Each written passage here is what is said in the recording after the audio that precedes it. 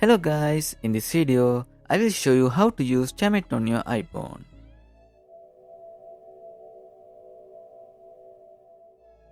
First, let me show you that the Chamet app is not available on the App Store, so you cannot download it directly. To use Chamet on your iPhone, open Safari and search for Chamet. Then visit the official website and tap on Start Video Chat.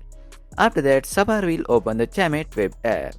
Once it loads, tap on the three dots, select Share, tap on View More and choose Add to Home Screen. Now tap Add and you will see the Chamet icon appears on your home screen. Now simply open it, log into your account and you can start using Chamet on your iPhone.